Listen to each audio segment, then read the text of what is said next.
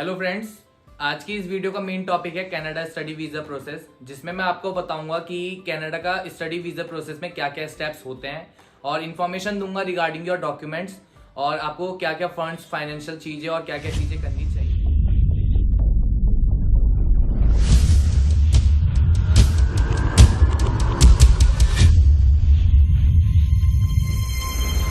Start करता हूँ Canada का स्टडी वीज़ा प्रोसेस आपको बताना। पहली चीज इसके अंदर आती है असिस्मेंट, जिसमें आपको फाइल को असिस्मेंट कराना होता है किसी भी एजेंट पे ले जाके। इस असिस्मेंट में आपके डॉक्यूमेंट्स लाइक आपकी एजुकेशन क्वालिफिकेशन, आइल्स स्कोर और फंड्स, वो सब चीजें असिस्मेंट होती हैं। आइल्स का एक इंपॉर्टेंट मैंडेटरी चीज है जिसमें आपको आइल्स शो करनी पड़ती है और विदाउट आइल्स आप कनाडा के लिए अप्रूव नहीं कर सकते अगर आप स्टडी वीजा के लिए जा रहे हो। आइल्स में अगर आप अगर आप बैचलर डिग्री के लिए जा रहे हो तो आपको ओवरऑल 6 चाहिए, जिस no band less than 6 in each module. अगर आप पोस्ट ग्रेजुएट प्रोग्राम के लिए जा रहे हो तो ओवरऑल 6.5 चाहिए और एवरी मॉड्यूल में आपको 6 बैंड ईच चाहिए, which is a important thing. अगर आप आइल्स शो नहीं करते हो तो आपको स्टडी वीजा प्रोसेस में बहुत दिक्कत आ सकती है और आपका रिफ्यूजल चांसेस भी बढ़ सकता है। इसके बाद फिर एजेंट आपकी एप्लीकेशन को यूनिवर्सिटी पे पहुंचाता है, जहां यूनिवर्सिटी आपका डॉक्यूमेंट वेरिफिकेशन करती है, पासपोर्ट वेरीफाई करती है और आइल्स स्कोर वेरीफाई करती है। उसी के द्वारा वहां से ऑफर लेटर प्रोवाइड होते हैं। आपकी मर्जी, आप कितनी भी यूनिवर्सिटी में अपने डॉक्यूमेंट सेंड करके ऑफर लेटर मंगा सकते हो। जहां आपको ठीक लगे और जहां आपको कोर्स अच्छा लगे, जहां आपको फीस अफोर्डेबल लगे, आप उस यूनिवर्सिटी का ऑफर लेटर लेके फिर आगे अप्रोच कर सकते हो। उसके बाद फिर ऑफर लेटर जब आ जाता है तो उसके अंदर सारी चीज़ें ध्यान से रीड करनी चाहिए, जैसे कि आपकी कोर्स कितने ड्यूरेशन का है, आपकी फ़ीस कितने टर्म्स की है और आपको लास्ट डेट कौन सी दी गई है, आप फीस पेमेंट जो आपकी ट्यूशन फीस है वो कब सबमिट करनी है।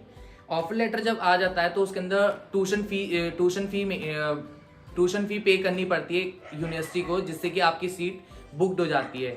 उस फीस जो है वो आपके कोर्सेज पे डिपेंड करती है और यूनिवर्सिटी डिफरेंट होती है। लाइक अगर आप यूजी प्रोग्राम के लिए जाते हो तो वो अप्रॉक्स 9 लाख टू 12 लाख जाती है और पीजी प्रोग्राम के लिए जाते हो तो 12 लाख टू 14 लाख लगती है। वो कोर्स के ऊपर ही डिपेंड करती है। फिर उसके बाद आता है जीआईसी जो है लिविंग एक्सपेंसिव जिसे कहते हैं, और ये इंपॉर्टेंट होता है।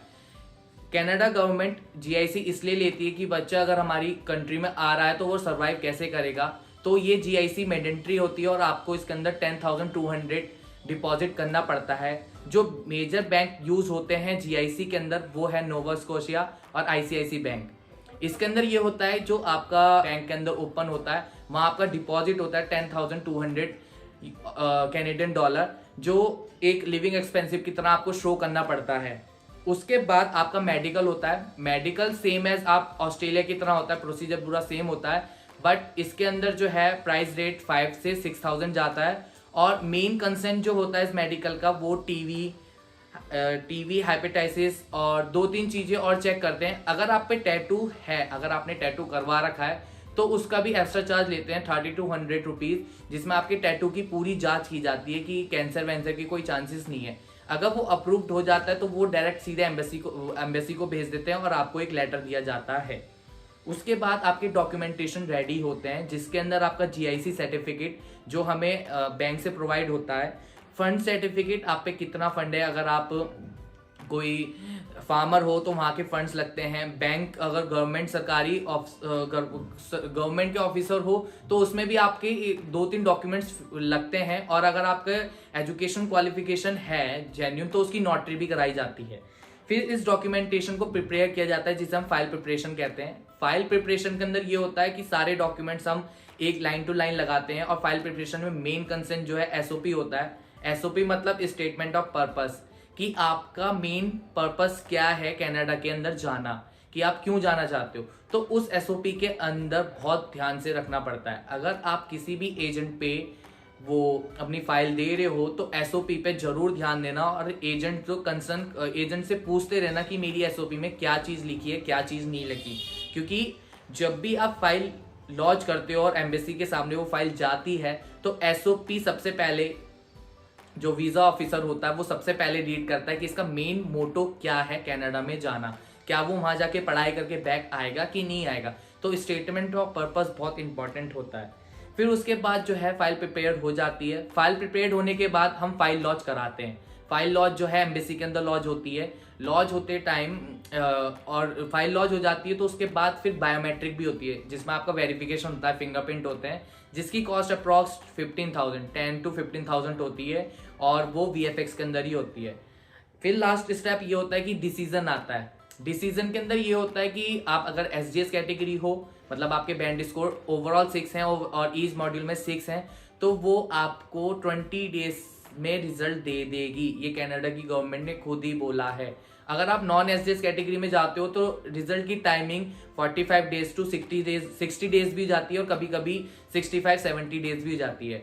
इस वीडियो के अंदर 3 मेन चीजें कंसर्न होती हैं। पहली चीज, अगर स्टूडेंट कभी भी कनाडा के लिए स्टडी वीजा अप्रोच करता है तो उसे आइल्स देना मैंडेटरी है। अगर वो आइल्स नहीं करता है तो उसके चांसेस बहुत कम होते हैं। दूसरी चीज, जब भी एजेंट आपकी फाइल लॉन्च करता है तो उसके अंदर एक बार फाइल रिव्यू करवानी जरूर चाहिए और एजेंट से पूछना चाहिए कि मेरी फाइल के अंदर क्या क्या डॉक्यूमेंट्स लगाए हैं, कितने फंड शो किए हैं और मेरी SOP किस बेस पे तैयार की गई है। लास्ट में एक ही चीज बोलूंगा कि जब भी आप अपनी फाइल एजेंट को सौंपते हो और एजेंट गारंटी देता है कि हाँ मैं 100% वीजा लाके दूंगा, तो प्लीज 2-3 कंसल्टेंसी से बात कीजिए, क्या अपने किसी रिलेटिव से बात कीजिए कि मैं यहाँ से लगा रहा हूँ, और उस चीज को जरूर देखना कि कनाडा वीजा एम्बेसी किस बेस पे आपको देती है, कि आपकी फाइल स्ट्रांग है, आप जेन्युइन हो कि नहीं, और आपके एकेडमिक स्कोर के हिसाब से भी आप उस चीज पे डील कर सकते हो। चौथी चीज ये बताना चाहूंगा, अगर आपकी डॉक्यूमेंटेशन बहुत अच्छे है तो आप डायरेक्टली यूनिवर्सिटी से भी कांटेक्ट कर सकते हो अपनी फाइल असेसमेंट करवाने के लिए।